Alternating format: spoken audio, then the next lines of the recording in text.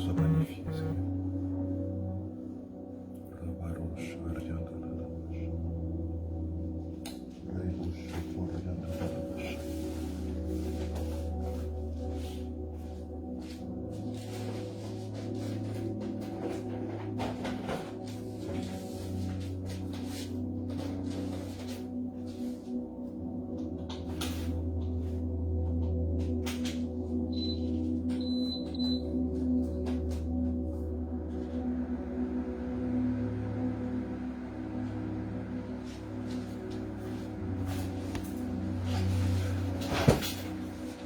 Karabarosh, Torianda, Rabarosh. Rebush, Torianda, Rabarosh.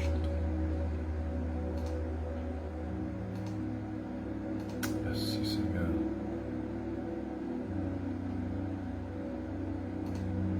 Merci, Saint-Esprit.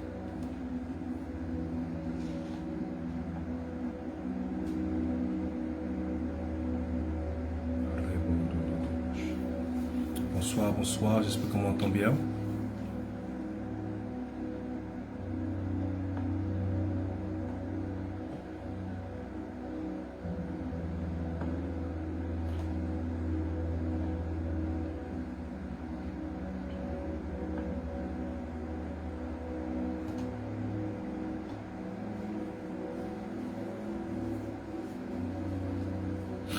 Faites-moi signe si on m'entend bien, s'il vous plaît.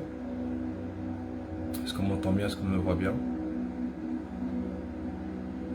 Merci, Saint-Esprit. Que ton nom soit élevé, Jésus.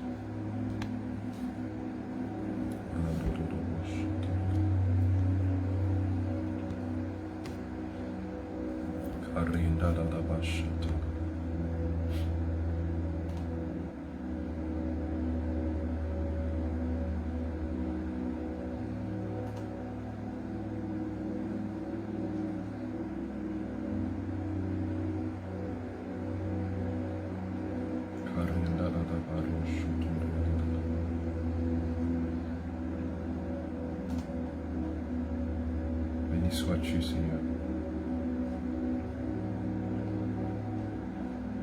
Que ton nom soit élevé, Jésus.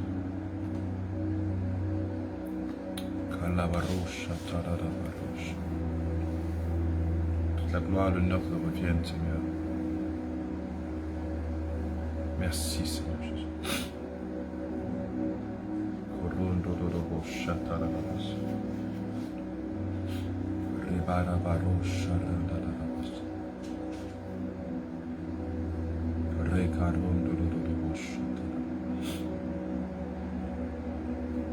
Béni sois-tu, Seigneur.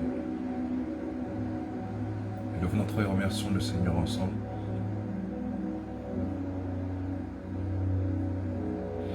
Notre remercions le Seigneur ensemble.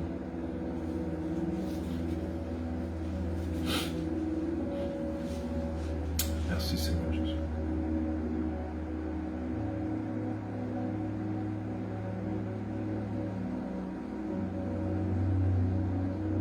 Merci, Saint-Esprit de Dieu.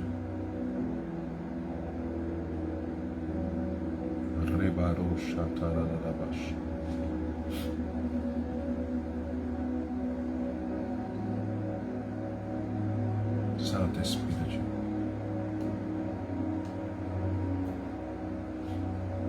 Saint-Esprit de Dieu. Nous te louons, Seigneur. Nous t'exaltons, Seigneur.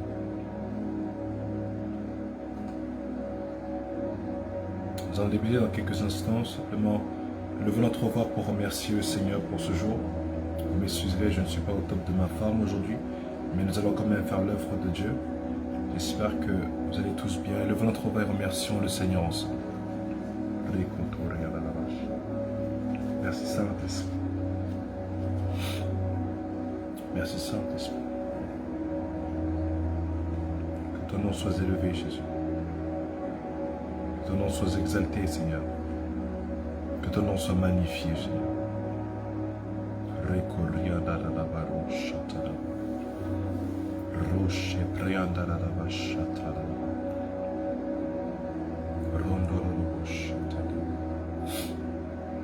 Gloire à toi, Seigneur. Gloire à toi, Seigneur.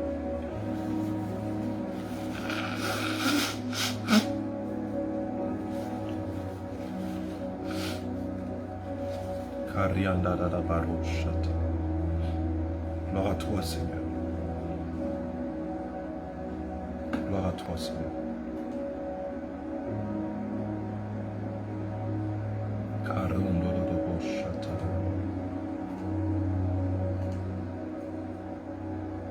Béni sois-tu, Jésus.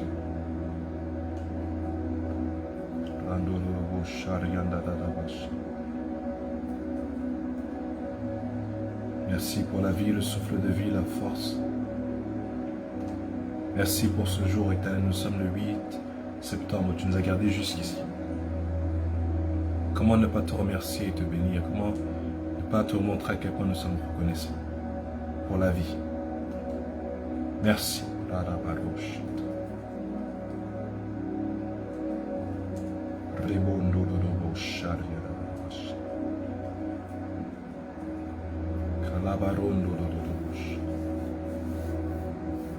Louange et gloire à toi, Éternel. Louange et gloire à toi, Seigneur Jésus. Louange et gloire à toi, Seigneur Jésus.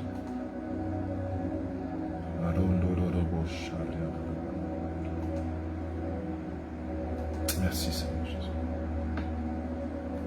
Nous te louons, nous t'honorons, Père. Nous te louons, nous t'honorons. Nous te disons merci. Dans le nom tout-puissant de Jésus. Amen. Amen, amen, amen. J'espère que vous allez tous bien.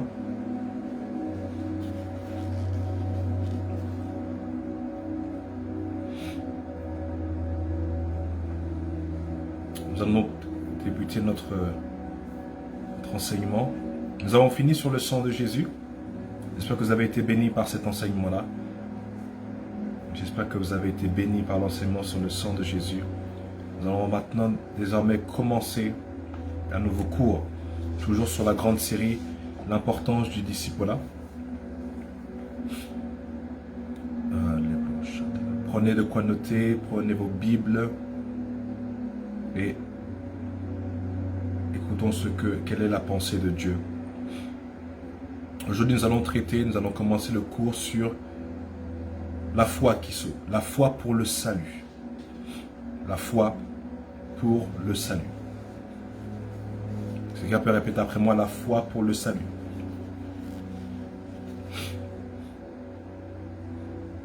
La foi pour le salut. La foi pour le salut. Est-ce qu'on peut l'écrire dans le chat? La foi pour le salut.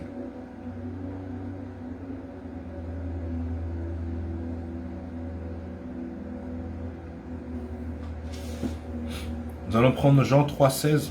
Nous allons voir désormais du coup les passages clés qui vont nous servir de base pour cet enseignement. Est-ce qu'on peut prendre Jean chapitre 3 verset 16?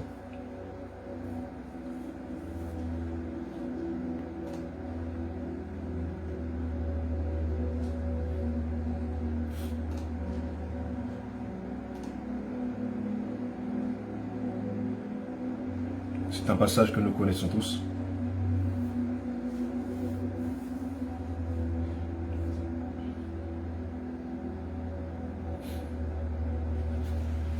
Encore une fois, je m'excuse, je ne suis pas au top de ma forme aujourd'hui. Mais comme je l'ai dit, nous allons quand même faire l'œuvre de Dieu. Vous m'excuserez pour ces instants où vous allez me voir me moucher. Mais toutefois, allons dans la parole de Dieu. Jean chapitre 3 verset 16. Je lis la version Louis II S21. J'espère qu'on m'entend bien. Alors.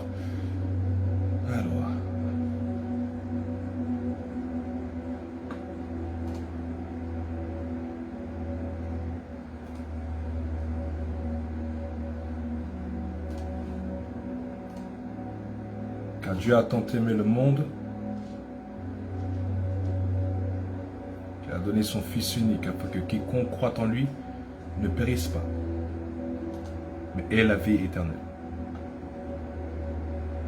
Jean chapitre 3, verset 16. En effet, Dieu a tant aimé le monde qu'il a donné son Fils unique afin que quiconque croit en lui ne périsse pas, mais ait la vie éternelle. On va prendre également Luc chapitre 13, versets 23 à 25.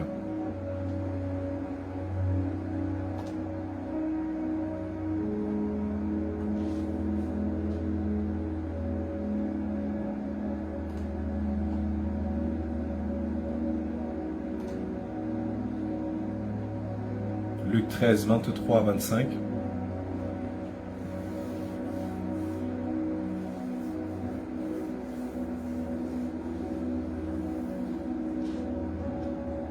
Luc chapitre 13.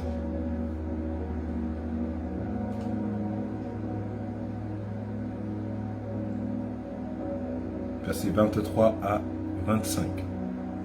N'hésitez pas à mettre des likes et partager cette vidéo afin qu'un grand nombre de personnes puissent accéder et puissent également recevoir cet enseignement-là. Donc n'hésitez pas à aimer et à partager cet enseignement-là afin que les gens puissent parvenir ensemble, que nous puissions tous être nourris de la pensée de Dieu, afin que nous puissions grandir en tant que disciples de Christ, en tant que disciples du Seigneur Jésus-Christ.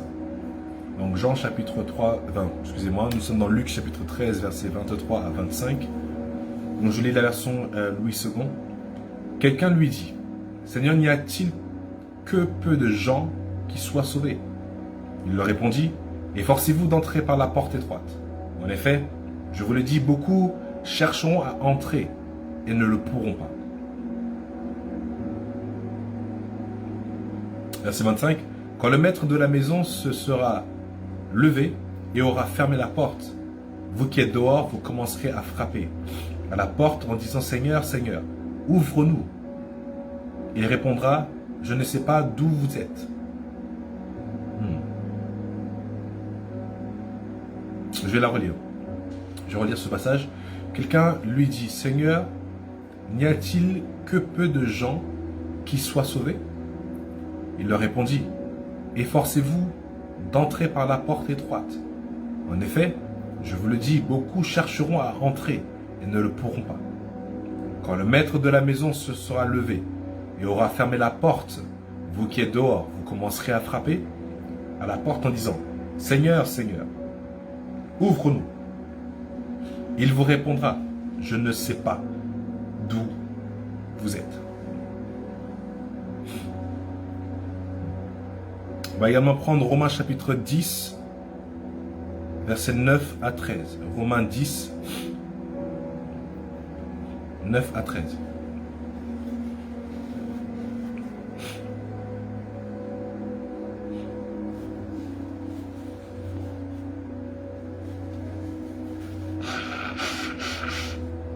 Excusez-moi. Romains 10, versets 9 à 13.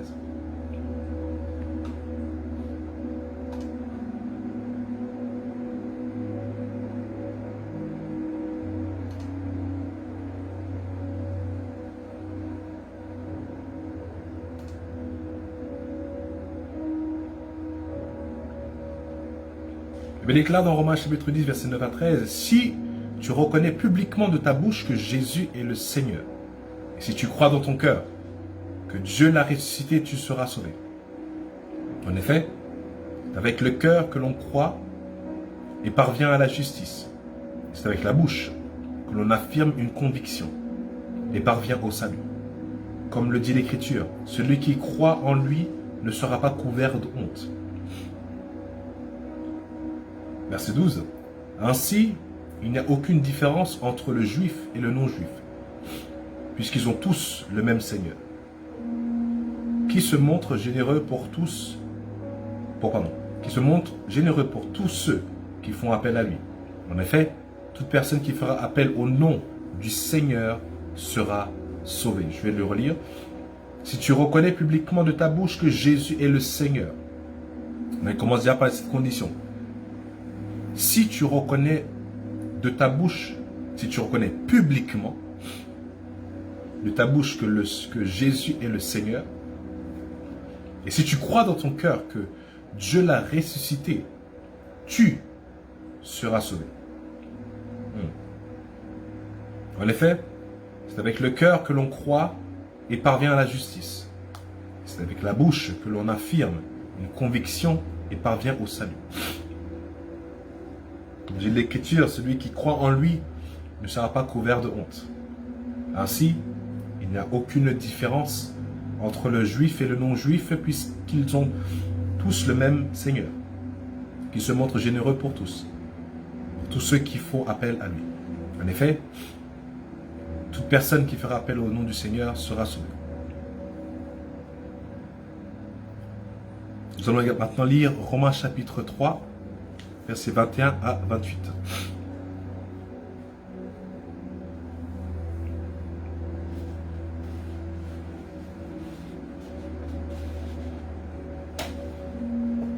Romains 3.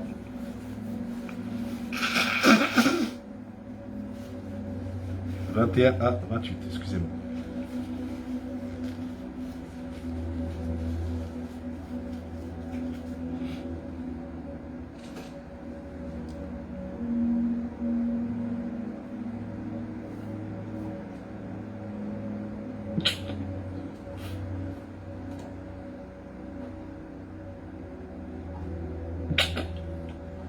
Excusez-moi.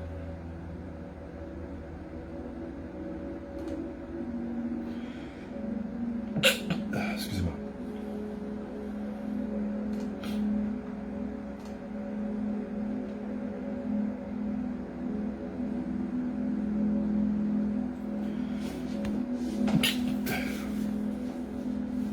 Donc j'ai petit Romains chapitre 3, 21 à 28.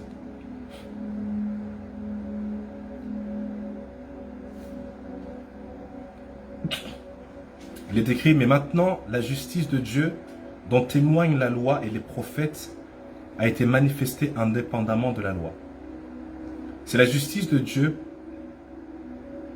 par la foi. C'est la justice de Dieu par la foi en Jésus-Christ pour tous ceux qui croient. Okay. Il n'y a pas de différence. Tous ont péché et sont privés de la gloire de Dieu. Ils sont gratuitement déclarés justes par sa grâce, par le moyen de la libération qui se trouve en Jésus-Christ. C'est lui que Dieu a destiné à être, par son sang, une victime expiatoire pour ceux qui croyaient, pour ceux qui croiraient. Il démontre ainsi sa justice puisqu'il avait laissé impunis les péchés commis auparavant, à l'époque de sa patience. Verset 26. Il la démontre dans le temps présent de manière à être juste, tout en déclarant juste celui qui a la foi en Jésus. Est-ce que quelqu'un peut surligner cette phrase? Verset 27. Où est donc la raison de se montrer fier? Elle a été exclue. Par quelle loi? Par celle des œuvres? Non, par la loi de la foi. En effet, nous estimons que l'homme est déclaré juste par la foi, indépendamment de ses œuvres de la loi. Je vais relire. Mais maintenant, la justice de Dieu dont témoignent la loi et les prophètes a été manifestée indépendamment de la loi. C'est la justice de Dieu par la foi en Jésus-Christ pour tous ceux qui croient. Il n'y a pas de différence.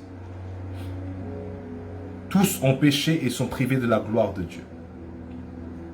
Peu importe l'origine, la culture, peu importe le rang social, tous ont péché et sont privés de la gloire de Dieu. Et ils sont gratuitement déclarés justes par sa grâce, par le moyen de la libération qui se trouve en Jésus-Christ. C'est lui que Dieu a destiné à être par son sang une victime expiatoire pour ceux qui croiraient. Il démontre ainsi sa justice, puisqu'il l'avait laissé impunit les péchés commis auparavant à l'époque de sa patience. Il la démontre dans le temps présent de manière à être juste tout en déclarant juste celui qui a la foi en Jésus. Où est donc la raison de se montrer fier? Elle a été exclue. Par quelle loi? Est-ce par celle des œuvres? Non, par la loi de la foi. En effet, nous estimons que l'homme est déclaré juste par la foi, indépendamment des œuvres de la loi. Amen. C'était une longue lecture, mais voici les passages qui vont nous permettre d'explorer désormais ce thème, la foi pour le salut. Il est important de comprendre les prémices de la foi, vraiment la phase basique. Le but est de revenir à la base. Le but, c'est pourquoi ces enseignements? Parce que je sais que beaucoup ont eu à voir des enseignements sur les anges, des profondeurs, la prophétie, le prophétique, toutes ces grandes choses. Mais il y a eu on va dire, il y a eu un problème dans le corps de Christ jusque maintenant, surtout dans l'histoire de l'Église. La chose importante à comprendre, c'est la foi, la repentance, tous ces thèmes-là basiques doivent bien être comprises comme le Seigneur l'attend. On a vu plusieurs thèmes jusque maintenant. Le dernier sujet, on a parlé sur le sang de Jésus. Le sujet avant cela, nous avons parlé de la repentance. Avant cela, nous avons parlé du péché. Qu'est-ce que le péché? Avant cela, nous avons parlé de l'importance du discipulat et le prix du discipulat. Parce que nous devons comprendre qu'être disciple de Christ, c'est une belle chose, mais ce n'est pas qu'un titre. Être un disciple, c'est un style de vie. Ce n'est pas un titre. C'est le style de vie. Être un disciple, c'est un style de vie. C'est le style de vie que Dieu a créé et qui nous permet d'accéder à tout le reste et être des héritiers de Christ. Est-ce qu'on me suit jusque-là, s'il vous plaît? Qu'il est très très important de comprendre de quoi, là où nous sommes, de quoi est fait le royaume de Dieu et de comprendre la foi, le salut, le péché, comprendre ces choses parce que ce sera sur cette fondation-là que l'Esprit de Dieu nous emportera dans d'autres enseignements beaucoup plus profonds, afin que l'hérésie soit évitée. Parce que lorsque la fondation n'est pas bonne, les mauvaises doctrines, les fausses doctrines, les hérésies sont inévitables. Lorsque la fondation n'est pas bonne, tout le reste ne sera pas bon. Est-ce qu'on comprend, s'il vous plaît? Donc le but de Dieu pour nous aujourd'hui, c'est que par ces enseignements-là, notre base soit réparée. Et qu'à partir de là, en fait, tout le reste puisse être bon. Nous allons maintenant parler donc de la foi pour le salut. En guise d'introduction, ce que vous pouvez noter, c'est que la deuxième condition majeure pour entrer dans le royaume de Dieu, c'est par la foi, mais pas n'importe laquelle. Parce qu'il y a différents types de foi. Nous allons voir les différents types par la suite. Mais le niveau de foi qui est demandé, c'est d'utiliser la foi qui sauve, de croire en Jésus-Christ, de l'accepter en tant que son Seigneur et son Sauveur, de le confesser, de croire qu'il est le Fils de Dieu, venu sur la terre pour mourir pour nous afin de nous sauver de notre péché, mais que Dieu a ressuscité le 3e jour et qu'il est maintenant assis à la droite du Père, mais qu'il va revenir pour nous chercher. Cette foi est importante. Donc là on parle de seconde condition majeure. Quelle est la première? La repentance. Sans la repentance et la foi qui sauve, il est impossible d'être sauvé. Ce sont les deux clés qui nous permettent d'entrer par la porte qui est Christ. Il a dit, je suis la porte. Il est important de comprendre que la repentance et la foi qui sauvent sont importantes pour que on parle de véritable conversion. Je ne vais pas élaborer sur la repentance parce qu'on a eu à traiter cela. Donc je vous invite à reprendre les vidéos dessus pour que vous puissiez vraiment comprendre qu'est-ce que la repentance. Parce que, laissez-moi vous dire, la confession n'est pas forcément la repentance. Elle en fait partie, mais elle n'est pas la repentance. Confesser ses péchés, ce n'est pas se repentir. Je vais répéter. Confesser ses péchés, ce n'est pas se repentir. Est-ce qu'on me suit? La repentance est beaucoup plus profonde que cela. Mais la confession des péchés fait partie du processus de la repentance. Mais elle n'est pas la repentance. Une personne qui fait que confesser ne s'est pas forcément repenti. Est-ce qu'on comprend, s'il vous plaît? Et là, encore une fois, je ne vais pas élaborer dessus, parce qu'il y a eu un cours dessus, donc je vous invite à repartir et afin de comprendre qu'est-ce que la repentance. Pour que votre conversion et que votre appartenance à Christ soit complète. Parce que de la même manière, quand vous allez, du coup, pour ceux qui n'avaient pas la nationalité avant, pour avoir la nationalité, il faut donc, voilà, il faut remplir un document formulaire, apporter les documents, répondre à certaines conditions, etc. Mais lorsque maintenant on ne répond pas à certaines conditions ou il manque certains documents, le dossier d'inscription ou de candidature pour avoir la nationalité est refusé. La même manière, c'est la même chose pour le royaume des cieux. Pour maintenant entrer, faire partie maintenant, être un citoyen du royaume des cieux, pour avoir la nationalité du ciel, la nationalité du royaume de Dieu, il faut qu'il y ait certaines conditions qui soient respectées. Et les deux conditions majeures, c'est la repentance et la foi. Est-ce qu'on me suit? Il est très important de comprendre cela. Il ne suffit juste pas en fait de croire en Jésus. Non, non, non. Non, non. Croire en Jésus et continuer à mener sa vie comme elle avant ne fait pas de toi un enfant du royaume. Oui. Il ne suffit pas que de croire en Jésus. Il faut également se repentir. Qu'il y ait un changement d'attitude, changement de mentalité, changement de chemin. Et ensuite la confession. Est-ce qu'on me suit, s'il vous plaît? Il est très important de comprendre ces deux facteurs extrêmement primordiaux. Il ne suffit pas que de la foi pour être sauvé. Il faut la repentance. Changement de mentalité. Métanoïa. Changement d'attitude. Changement de chemin. Changement de style de vie. Avant, tu vivais dans le monde. Tu vivais selon le monde. Excusez-moi. Maintenant que tu es en Christ, dans le royaume de Dieu, tu dois mettre de côté le monde, la culture du monde, pour désormais adopter, apprendre la culture du royaume de Dieu, les préceptes de Dieu, marcher selon la volonté parfaite de Dieu, et toutes ces choses. Et cela va faire en sorte que ta conversion soit complète, et que tu sois un citoyen du royaume de Dieu, que tu sois parmi les enfants de Dieu. Parce que tu ne peux pas être en Christ, mais que tu ne marches pas comme lui. Ce n'est pas possible.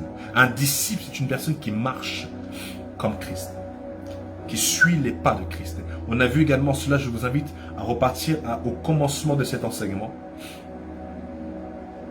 Pour vraiment que vous puissiez comprendre qu'est-ce qu'être un disciple, s'il vous plaît, il est très important de comprendre. Parfois, certaines personnes, on ne reçoit pas ou on ne vit pas certaines choses avec le Seigneur parce que la base est bafouée. Et comme je dis, quand la base est bafouée, donc tout le reste va être bafoué. On ne va pas avoir accès à beaucoup de choses. Dans le royaume de Dieu, il faut qu'on rencontre toutes les conditions pour obtenir et recevoir ce que Dieu a pour nous. Recevoir l'amour, recevoir la puissance, la grâce, les bénédictions, toutes ces choses, l'intimité, la relation avec le Saint-Esprit et tout le reste. Mais il faut que la base soit solide et vraie. Une conversion qui n'est pas sincère n'est pas une conversion. Une conversion qui n'a pas nécessité l'abandon de quelque chose n'est pas une conversion. La conversion va te demander de perdre quelque chose pour en gagner quelque chose. Tu ne peux pas avoir ton style de vie du monde et en cohabitation avec le style de vie du royaume. Ce n'est pas possible. Il va y avoir un conflit. Dieu dit, si tu veux le suivre, tu dois abandonner quelque chose. Est-ce qu'on me suit jusque-là? La foi qui sauve.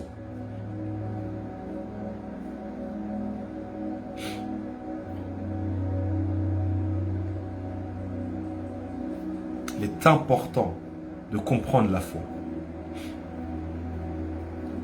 De comprendre la foi. La foi qui sauve. Il faut que tu comprennes de là où le Seigneur t'a pris. Et de là où il t'a emmené. Parce que vous devez comprendre, certaines personnes, ils sont en Christ, mais vivent avec une culpabilité. Et ils pensent encore qu'ils ne sont pas sauvés. Ils pensent encore que Dieu ne les a pas pardonnés. Ils pensent encore que même s'ils sont sauvés, voilà, ils ne sont pas dignes d'eux. Les amis, vous devez comprendre que si tu es en Christ, mais que tu as toujours ces doutes-là, là tu ne manifestes pas la foi. Et malheureusement, si cette foi qui sauve n'est pas là, tu es aliéné, tu rates quelque chose, ce n'est pas complet, il manque quelque chose. Et tu ne peux pas recevoir certaines choses de Dieu parce qu'il est important de comprendre. La foi qui sauve, c'est pas simplement... ça reste croire en l'existence de quelque chose même si elle ne l'est pas. Démontrer, c'est la démonstration des choses qui ne sont pas visibles, d'accord? Mais ces choses-là qui ne sont pas visibles, donc selon Hébreux chapitre, si je ne me trompe pas, chapitre 11, verset 1, pour qu'il y ait la manifestation des choses qu'on ne voit pas, les choses là, ce n'est pas simplement des choses matérielles ou les bénédictions, mais c'est également justement de croire que le Seigneur t'a pardonné. Et que si avant tu étais une prostituée, le moment où tu as donné ta vie à Christ, que tu t'es repenti, tout a été effacé. Et que là, Dieu t'aime. Et il ne se souvient plus de ce qui s'est passé. Donc maintenant, tu n'as plus à marcher avec le poids de la honte, de la culpabilité et tout le reste. Quand tu sens ce poids-là, c'est le diable simplement qui veut tuer ta foi et te garder prisonnier encore. Quand la culpabilité est là, la culpabilité, c'est un esprit du diable pour te garder encore prisonnier. La foi, c'est une pleine assurance, les amis. Une pleine assurance. On va lire Hébreux chapitre 11, s'il vous plaît. On va voir la définition de la foi. Hébreux chapitre 11. Mais là, nous allons parler de la foi dans la dimension du salut.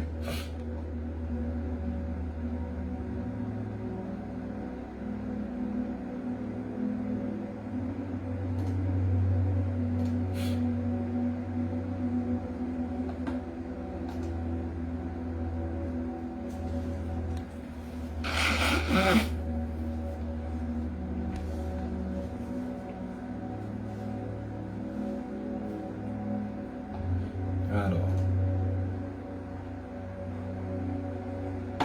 Hébreux chapitre 11 à partir du verset 1.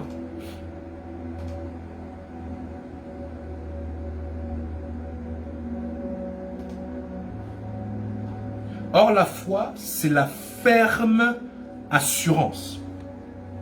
Quelqu'un dise la ferme assurance. Et soulignez bien et marquez-le. Or la foi, c'est la ferme assurance.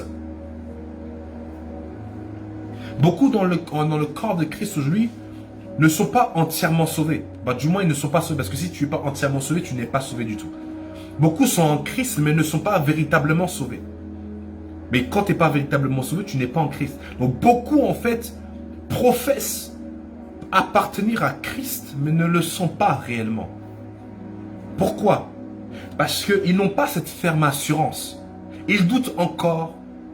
Ils ne sont pas très sûrs.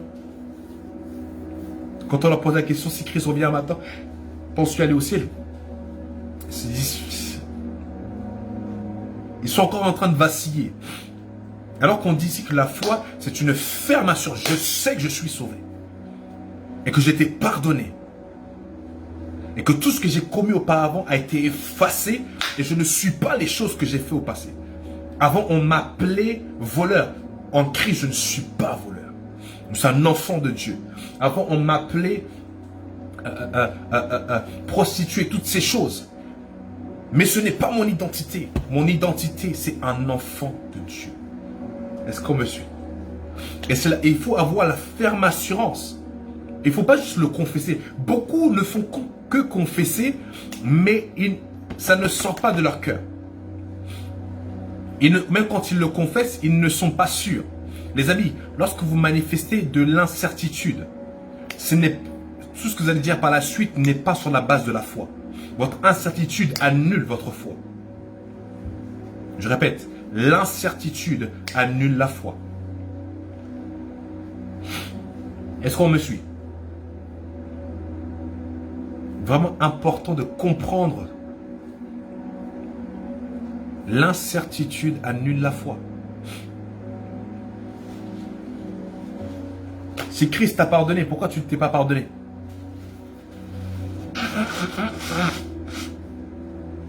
Pourquoi continues-tu à marcher avec ces culpabilités?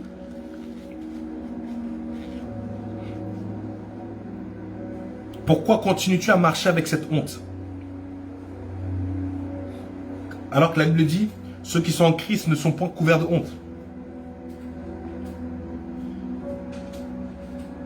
Alors qu'il est écrit dans Romains chapitre 8, verset 1, qu'il n'y a maintenant plus de condamnation pour ceux qui sont en Christ. Excusez-moi. Alors qu'il est écrit dans 2 Corinthiens chapitre 5, verset 17. Que toute personne en Christ est une nouvelle créature. Toutes choses anciennes sont passées. Excusez-moi. Voici que toutes choses sont devenues nouvelles.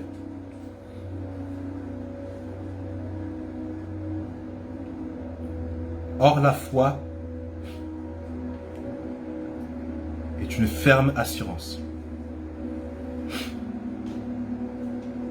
Une ferme assurance.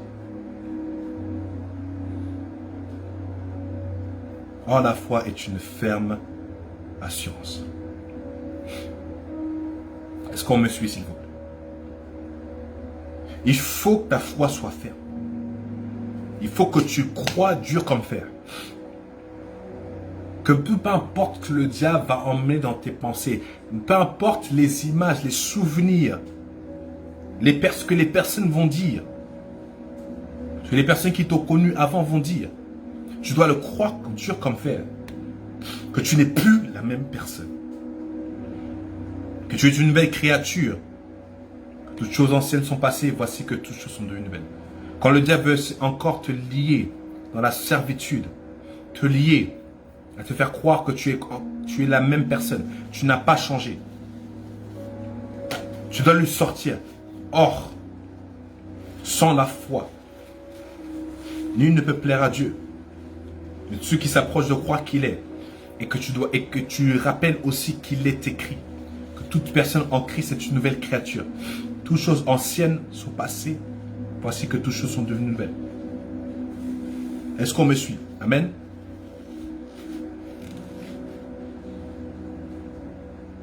Il est vraiment important que nous puissions vraiment comprendre l'importance de la foi.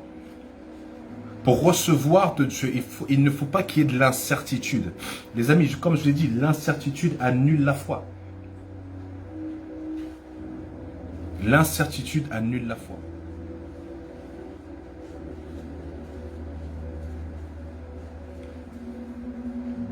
Est-ce qu'on me suit?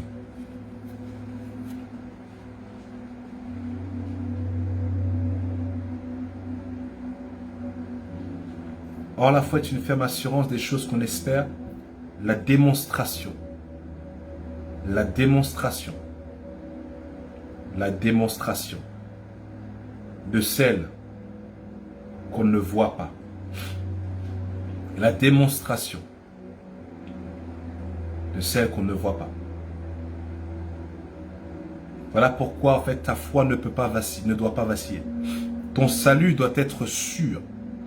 Tu dois être sûr et convaincu que tu es un enfant de Dieu. Que tu n'es plus la même personne de ton passé. Et que tu n'es pas ton passé. Est-ce qu'on me suit? Il est très important, les amis, de vraiment comprendre la foi. Ah, mais à ce stade-là du salut, c'est la base. Parce que si maintenant vous manifestez la foi dans d'autres domaines, alors que la base même de votre salut n'est pas sûre, tout le reste va être incertain. Pourquoi? Parce que la fondation est incertaine.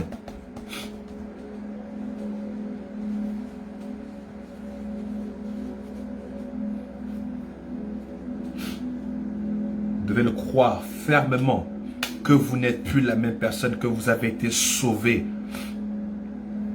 que les chaînes ont été brisées. Oui, après, il peut y avoir, le pasteur peut être là pour prier. Oui, il est important que certains liens soient brisés. Mais pour que maintenant, ces choses-là puissent être possibles, il faut que déjà cette base-là soit maîtrisée et comprise.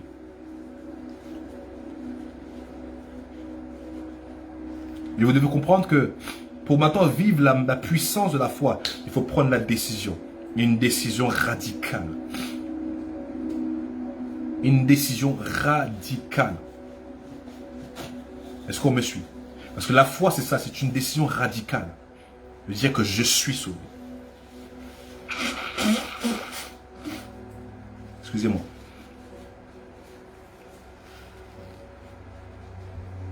Prendre une décision radicale.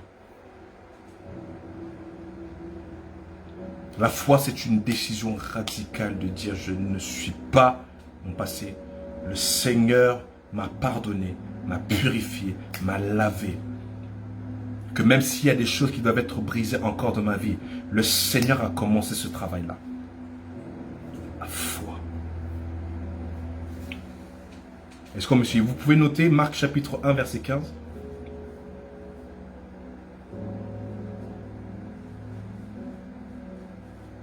Marc chapitre 1, verset 15.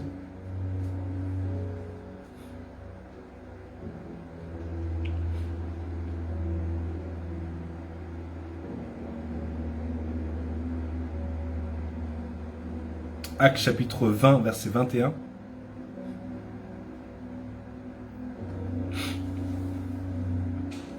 Actes chapitre 20, verset 21.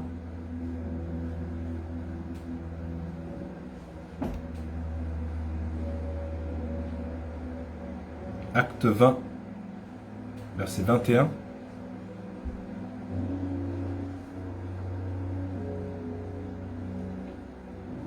Jean chapitre 1, verset 12.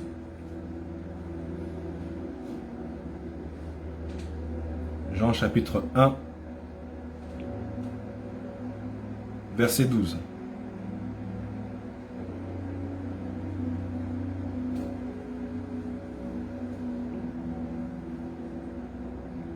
Jean chapitre 1, verset 12. Je répète, Marc chapitre 1, verset 15. Actes chapitre 20, verset 21.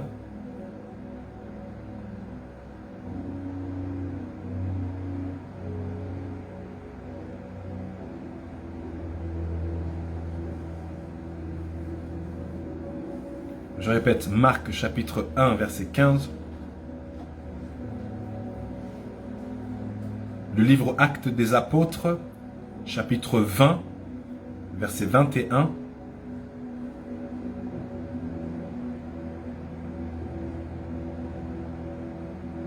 Et Jean chapitre 1, verset 12.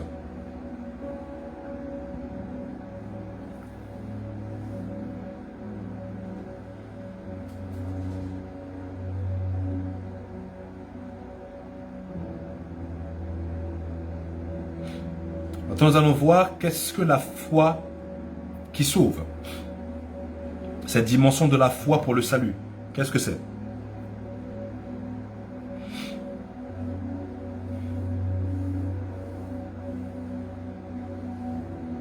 Alors c'est une foi qui mène au salut, et qui implique plusieurs aspects. Vous pouvez noter que c'est une foi qui mène au salut et qui implique plusieurs aspects. 2 points, premier tiret.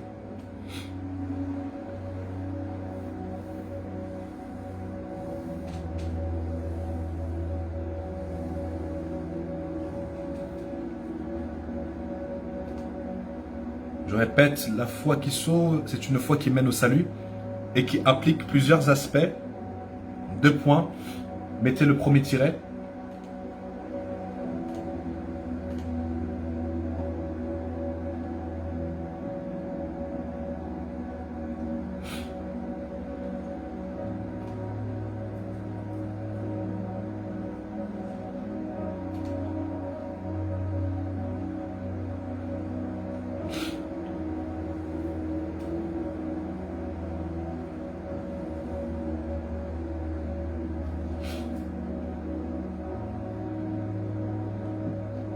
La foi qui sauve est une foi qui mène au salut et qui implique plusieurs aspects. 2 points. Premier tiret. Elle implique donner sa vie à Dieu. Elle implique remettre sa vie à Dieu. Dédier sa vie à Dieu. Engager sa vie à Dieu.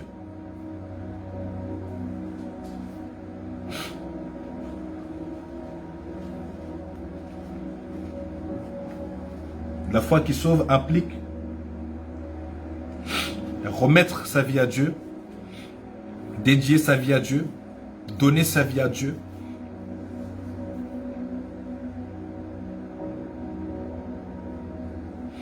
Vous pouvez noter Psaume chapitre 37, verset 5.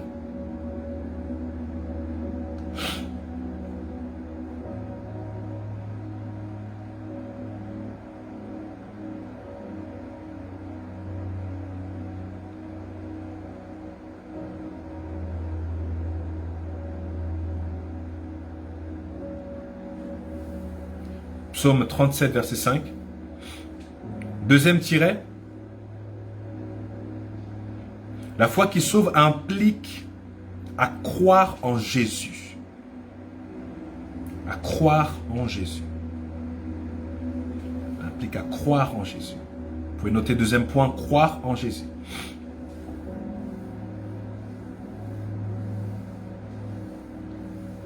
Jean chapitre 3, verset 15.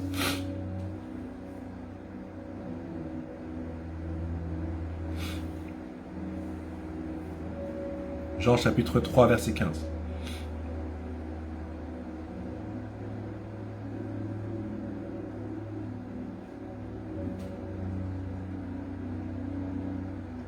Alors pour le premier tiret, c'est Psaume 37, verset 5.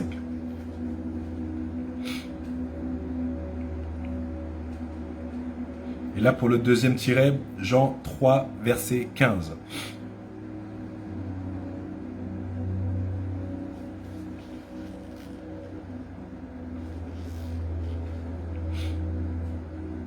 Troisième tiret.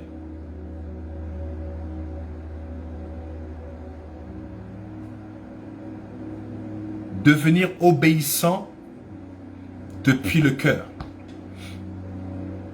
Être obéissant depuis le cœur. Être obéissant à Dieu. La foi qui sauve implique l'obéissance depuis le cœur.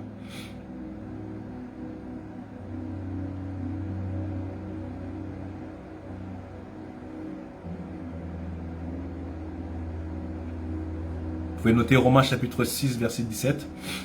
Romains 6, verset 17.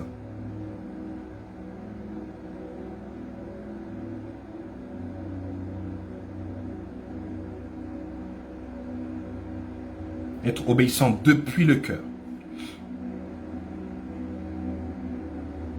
Le prochain tiret, c'est croire avec le cœur. Le tiret précédent, c'est devenir obéissant depuis le cœur. Là, le prochain tiret, c'est croire avec le cœur.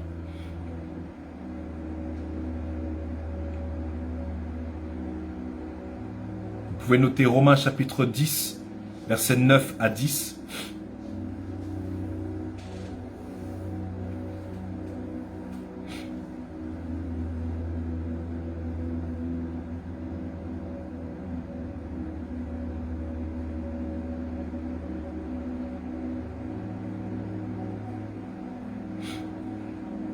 Romains chapitre 10, versets 9 à 10.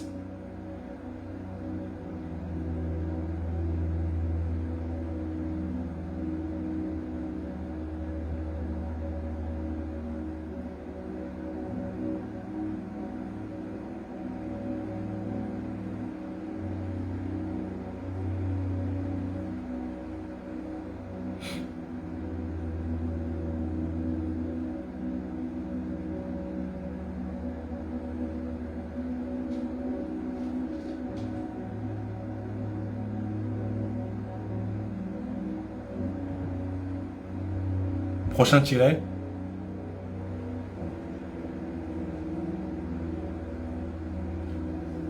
Mettre sa confiance en Dieu. La foi qui sauve implique mettre sa confiance en Dieu.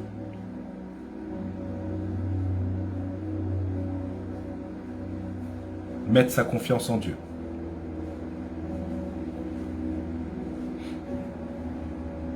Hébreux chapitre 2, verset 13.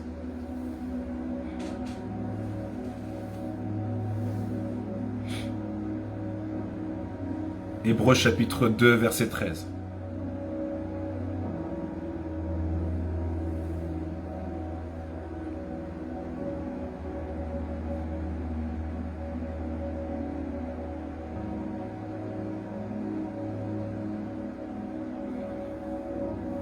Prochain tiret.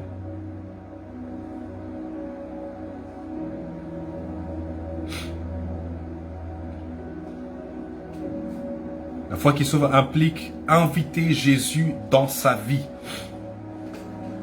Inviter Jésus dans sa vie. Inviter Jésus dans sa vie.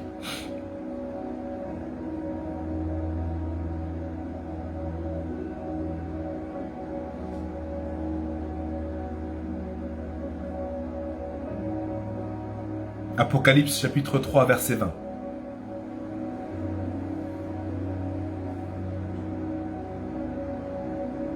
Apocalypse chapitre 3, verset 20.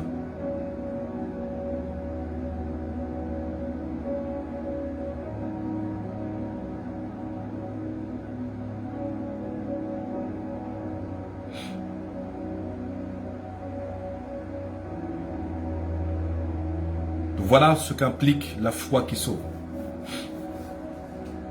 Voilà ce qu'implique la foi qui sauve, la définition de la foi qui sauve. Voici ce que contient la définition de la foi qui sauve. Donc je vais m'arrêter là pour ce soir. En même temps aussi, du coup, juste aussi dû à cause de mon état, j'ai besoin de repos.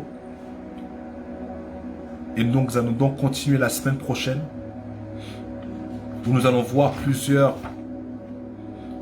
scènes pour comprendre la solution que Dieu a apportée à l'humanité. Nous allons voir qu'est-ce que ça signifie être né de nouveau. Nous allons voir ce que Dieu fait dans la vie d'une personne. Et le prochain cours, à ne vraiment pas rater, nous allons voir au prochain cours qui nous sommes en Christ. Ça, c'est quelque chose à ne pas rater du tout. Mais en tout cas, voici pour ce soir. Nous allons continuer la semaine prochaine. J'espère que vous avez été bénis. Encore désolé pour mon état. Désolé du coup pour ces plusieurs fois où je vais interrompre du coup le cours à cause de pouvoir en fait en gros traiter ce que j'ai. Mais en tout cas, j'espère que vous avez pu comprendre, pu suivre. On se donne rendez-vous ce vendredi à 19h30 à La Briche en présentiel. Venez pour que nous puissions prier. Il est important. Nous, en tant que disciples, les disciples ne sont pas ceux qui adorent les dimanches seulement. Un disciple participe à chaque réunion et rendez-vous de son église locale. Je répète, un disciple participe à chaque réunion ou rendez-vous de son église locale. Un disciple n'est pas quelqu'un qui va à l'église que le dimanche. Non, ça c'est un suiveur. Un suiveur va que le dimanche, mais nous sommes des disciples. Nous avons engagé notre vie, nous savons que notre vie n'est plus à nous, donc nous suivons seulement le Seigneur. Donc, rendez-vous vendredi à 19h30 en présentiel à la Briche et nous allons continuer ce cours glorieux la semaine prochaine par la grâce de Dieu. En tout cas, passez une excellente soirée et on se dit à vendredi.